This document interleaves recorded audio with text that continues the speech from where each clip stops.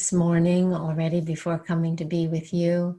I was scheduled this time of the year to be in Italy with our friends in Italy at several retreats, Kriya yoga retreats, and then on to Berlin for the Berlin Yoga Conference. But of course, everything has moved online. So I was able to teach at the Berlin Yoga Conference this morning online. And here we are online together again. Today, I want to offer inspiration for noticing Dharma arising. Where do we look? How do we find it? First, I'm going to bring some inspiration, again, from Stephen Mitchell's Book of Psalms, his versions of the Hebrew Psalms. This is 121. I look deep into my heart to the core where wisdom arises.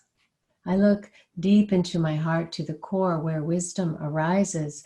Wisdom comes from the unnameable, and that is capitalized. Wisdom comes from the unnameable and unifies heaven and earth. The unnameable is always with you, shining from the depths of your heart. God's peace will keep you untroubled even in the greatest pain.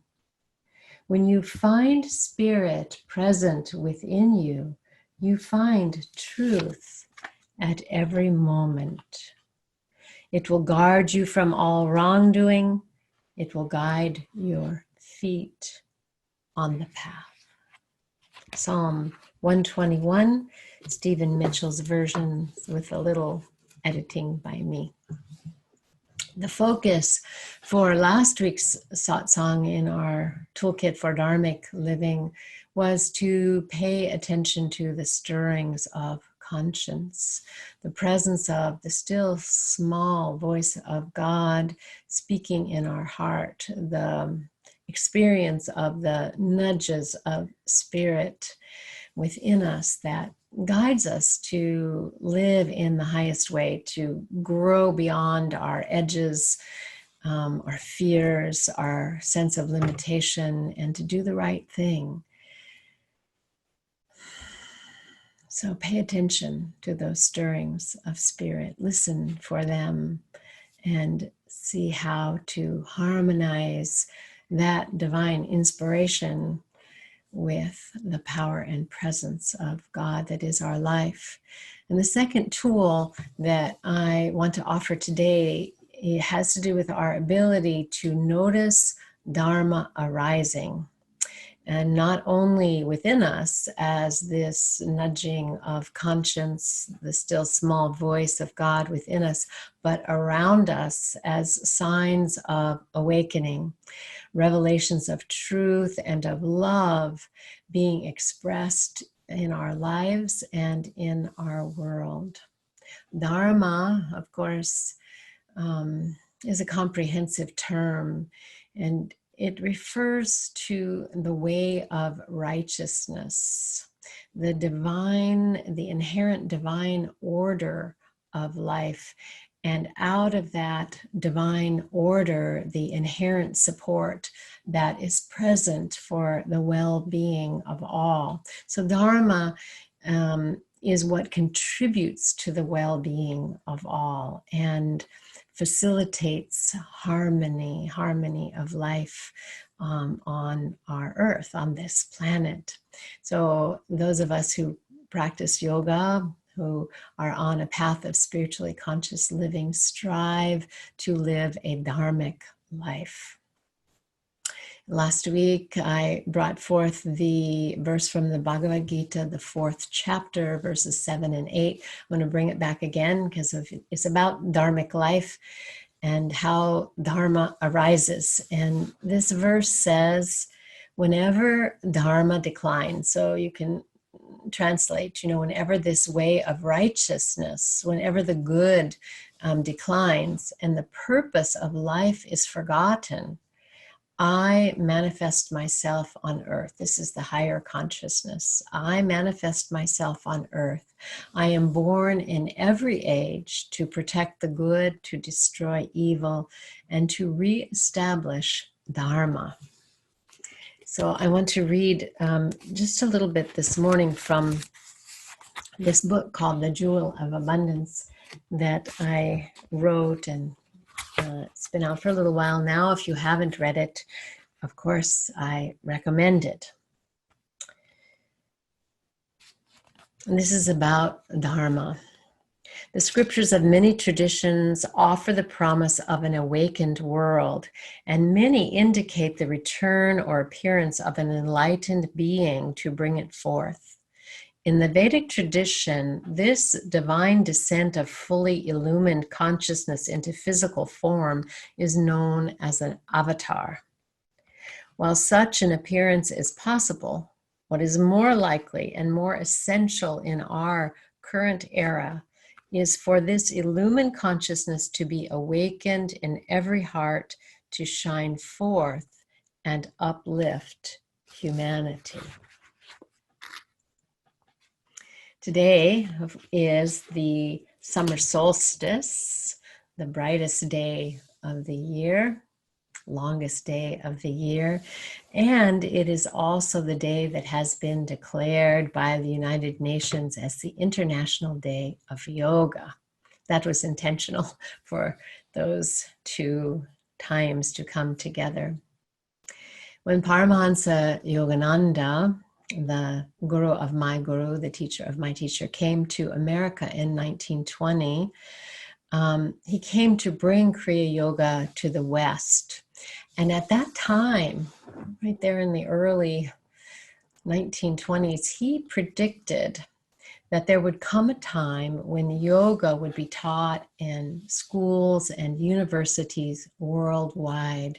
I think it's amazing that he saw that at that time. And especially, in the West, where we now do have yoga in our universities. We have master's programs in yoga studies, and we have yoga being taught in our primary schools.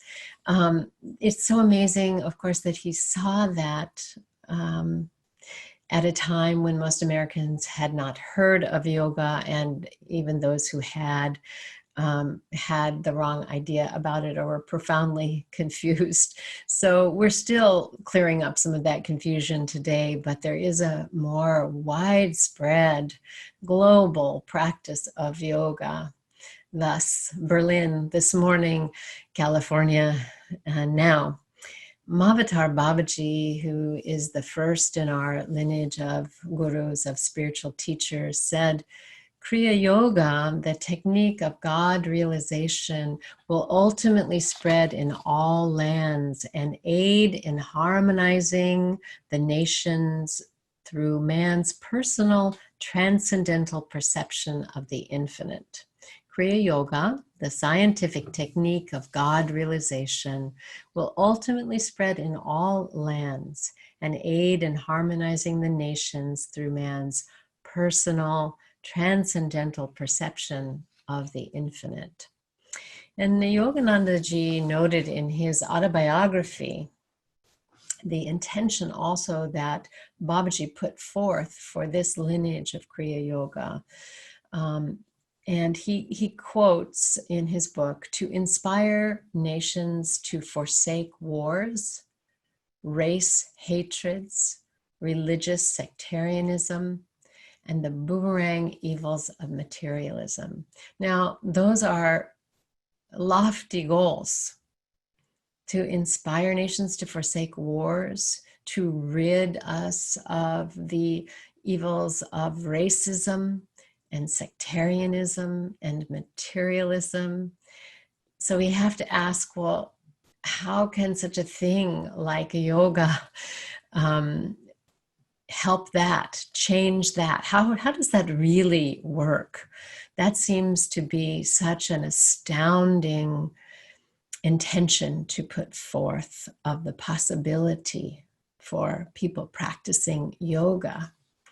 Well, if we look at it, we can understand that Kriya Yoga is really a revolutionary spiritual discipline for a revolutionary time. And I say revolutionary because this practice of yoga, practice of self and God realization through superconscious meditation and spiritually conscious living radically changes the way that we think, the way that we perceive ourselves, and the way that we live our life.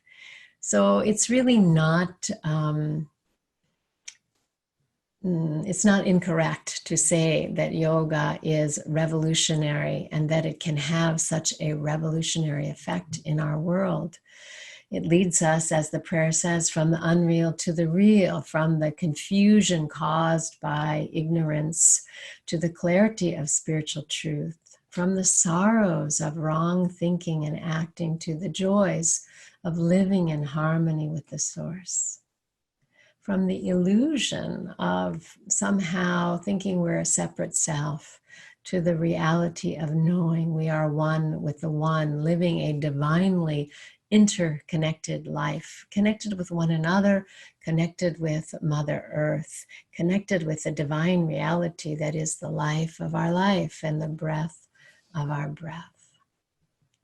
The effects of avidya, of spiritual ignorance, global warming, unhealthy lifestyles, right now a global pandemic, materialism, racism, environmental degradation, violence, militarism, and so much more is on the rise in our country and in our world. But here we are with a path and a practice that lifts itself up, lifts its humble and bold self up to say, wait, there's a remedy for this. And what is the remedy? The remedy is to wake up to the truth of our being, to grow up. And by grow up, I don't just mean get taller and older. I mean to mature emotionally and spiritually, and to show up, to live the divine life that is set forth in the ethical principles of yoga and really of all religions and spiritual traditions.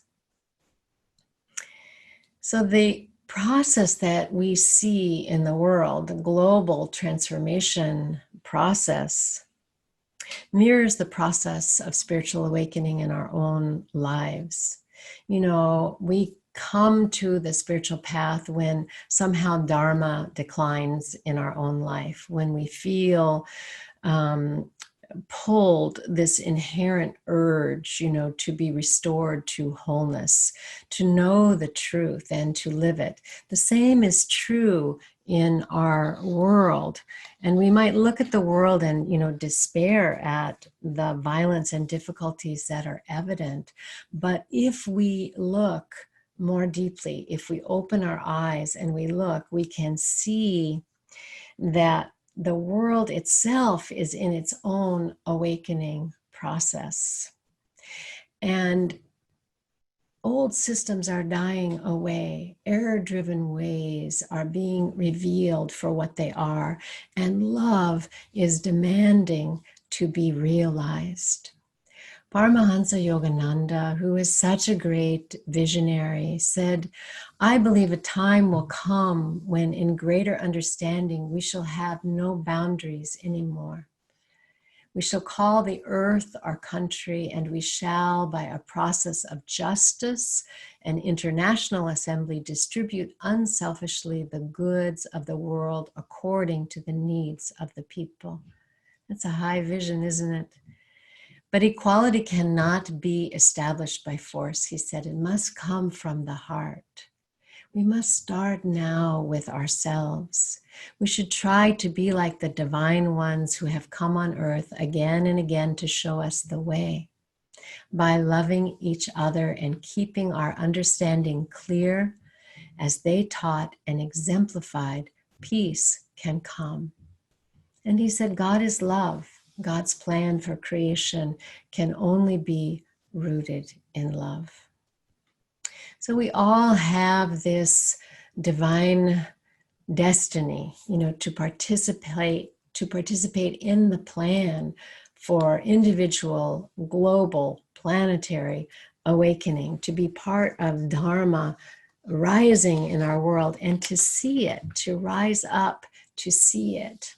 So this week, I want to suggest that if you aren't practicing this already, to start seeing Dharma arising. Make a commitment to do it, to see it, to support it, and to contribute to it. Look at how people everywhere are rising up in love, in compassion, in wisdom. They're using their strength, their bodies, their words, their power. Look at how many positive changes are being made. And, we can say, well, is it enough? No, it's not. Can we stop now? No, we can't. But we have to take heart and we have to notice the good so that we can keep bringing forth our divinely inspired gifts and inspirations. So notice the good, notice Dharma arising, talk about it, magnify it, look for it, share it, give it attention, build on it. Courage is contagious. Inspiration nourishes inspiration. What inspired you this week? Who inspired you? What did you see or learn that helped you rise, that inspired you to speak your truth, to engage, and to make a difference? Kennedy Mitchum, a 22-year-old woman from Missouri, inspired me this last week.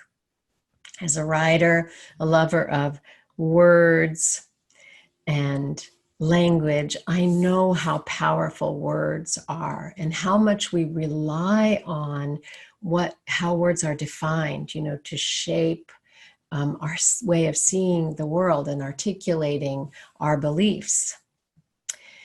Kennedy understands the power of words too. And that's what inspired her, this young woman, this bright young woman, to write to the editors of Merriam-Webster Dictionary and let them know that their definition of racism was incomplete and simply did not reflect what is actually happening today. She wrote, "Racism is not only prejudice against a certain race due to the color of a person's skin, as it states in your dictionary. It is both prejudice combined with social and institutional power. It is a system of advantage based on skin color." She looked at the definition in the dictionary and said, this is incomplete. This is not saying what we know to be true today. She wrote to the editor of the dictionary and said, this is incomplete. It needs to be changed. The editor of the dictionary, of Merriam-Webster Dictionary, responded to her, thanking her and letting her know that they will revise the current dictionary definition.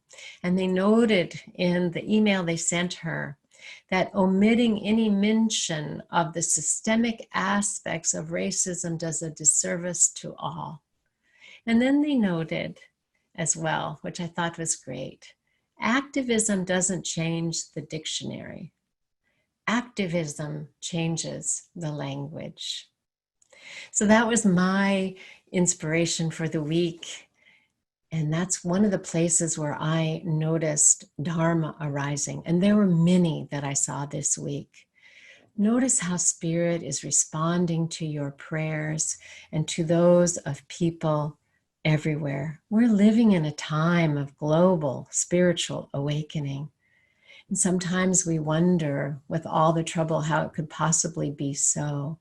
But if we rise up, if we hold that knowing and that possibility of global spiritual awakening and lift our vision, we can begin to see how old systems of oppression, of wrong thinking and acting are disintegrating and falling away.